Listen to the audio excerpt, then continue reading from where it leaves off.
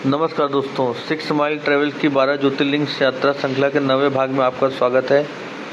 दोस्तों, आज हम आपको झारखंड के देवघर में स्थित वैद्यनाथ ज्योतिर्लिंग के पवित्र दर्शन कराने जा रहे हैं, जिसे बाबा वैद्यनाथ धाम के नाम से भी जाना जाता है। दोस्तों, वैद्यनाथ ज्योतिर्लिंग को वैद्यनाथ नाम से भी जाना जाता है। यह मंदिर झारखंड के देवघर जिले में स्थित है और इसे शिव के 12 ज्योतिर्लिंगों में से प्रमुख स्थान प्राप्त है।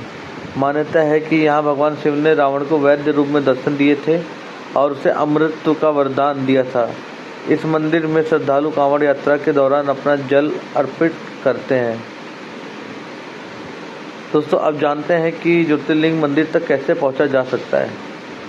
दोस्तों, वैद्यनाथ पहुँचने के 3 ये मार्ग हैं। प्रथम मार्ग हवाई मार्ग, द्वितीय मार्ग रेल मार्ग और तृतीय मार्ग सड़क मार्ग।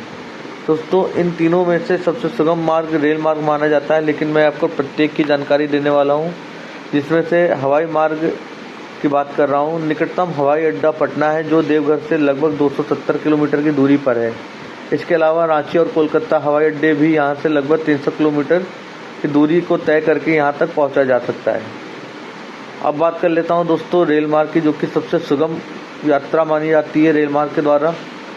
निकटतम रेलवे स्टेशन दोस्तों वैसे जसीडीह जंक्शन है, जो कि देवघर से मात्र 7 किलोमीटर की दूरी पर स्थित है और यह देश के प्रमुख शहरों से जुड़ा हुआ है। आप यहाँ बड़ी सुगमता से आसानी से आ सकते हैं। स्टेशन से बाहर निकलते ही ऑटो वाला आपसे 20 से 30 रुपये लेगा पर पर्सन का। आप उसमें बैठकर आराम से आ सकते हैं। सड़क मार्ग, जो कि देवघर सड़क मार्ग के कई प्रमुख शहरों से जुड़ा हुआ है, जैसे कि पटना, रांची और कोलकाता। आप यहाँ से सीधी बस भी लेकर आ सकते हैं और अपने मार्ग या अपने साधन से आप यहाँ तक आ सकते हैं। अब जानते हैं कि आप देवघर में कहाँ ठहर सकते हैं। यहाँ हर प्रकार के आवास की सुविधाएं उपलब्ध है, जैसे कि बजट होटल और धर्मशालाएँ। तो धर्मशाला दोस्तों मंदिर के नज़दीक स्थित है। यह धर्मशाला किफ़ायती और धार्मिक वातावरण भी प्रदान करता है। इस धर्मशाला का नाम है बैजनाथ धर्मशाला। उसके अलावा दोस्तों आप प्राइवेट होटल्स को भी बुक कर सकते हैं अपने बजट के अनुसार। दोस्तों, वैद्यनाथ ज्योतिर्लिंग में विशेष पूजा और जल अभिषेक का अत्यधिक महत्व माना जाता है और यहाँ पर रुद्र अभिषेक और महामृत्युंजय मंत्र का जाप पंडों द्वारा विशेष रूप से संपन्न कराया जा सकता है। दोस्तों, दर्शन की बात करें तो दर्शन सुबह 4 बजे से रात को 9 बजे तक होते हैं और आरती सुबह 6 बजे से शाम 7 बजे तक की होती है। इसके अलावा दोस्तों वैद्यनाथ ज्योतिर्लिंग के पास कई अन्य महत्वपूर्ण स्थल भी हैं, जिनका धार्मिक और ऐतिहासिक महत्व माना जाता है, जैसे कि नौलखा मंदिर। दोस्तों, यह मंदिर राधा कृष्ण को समर्पित और इसे नौलखा मंदिर इसलिए भी कहा जाता है क्योंकि ये 9 लाख रुपए के दान के रूप में दिए गए पैसों से निर्माण हुआ था। उसके अलावा बाबा धाम कांवड़ में आप जैसा कि जानते ही हैं, बाबा धाम वहाँ पे आपको लाखों श्रद्धालु गंगा का जल लेकर आते हैं और कांवड़ बाबा के ऊपर समर्पित करते हैं, उसका जल अर्पित करते हैं, जो कि देखने योग्य होता है। इसके अलावा दोस्तों त्रिकुट पर्वत, जहाँ पे रोपवे द्वारा पर्वत के ऊपर तक जाया जा सकता है, जो एक अद्भुत अनुभव भी माना जाता है। यात्रा के लिए मैं आपको कुछ सुझाव देना चाहता हूँ। अपनी वैद्यनाथ ज्योतिर्लिंग यात्रा को सुगम और सुखद बनाने के लिए महत्वपूर्ण सुझाव कुछ इस प्रकार है।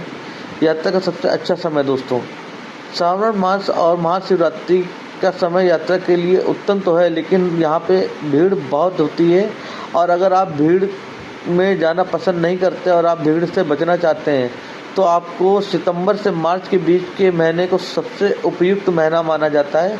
आप इन महीनों में कभी भी जा सकते हैं। पारंपरिक वस्त्र ही पहनकर मंदिर प्रांगण में आप दर्शन करने जाएं। औरतें साड़ी पहने और पुरुष ही जो पुरुष वाले वस्त्र होते हैं वो पहने, जीन्स पहनकर ना जाएं। इसकी सलाह आपको अपनों में विचार कर लेनी चाहिए। इसके अलावा फोटोग्राफी के कुछ नियम इस प्रकार है कि मंदिर परिसर में फोटोग्राफी और वीडियोग्राफी की अनुमति नहीं है। अगर आप लेना चाहते हैं तो मंदिर परिसर में ही आप अनुमति इसकी ले सकते हैं। तो दोस्तों, यह था वैद्यनाथ ज्योतिर्लिंग यात्रा का संपूर्ण गाइड। अगर आपको यह वीडियो पसंद आया हो तो इसे लाइक और शेयर करें और हमारी जर्नी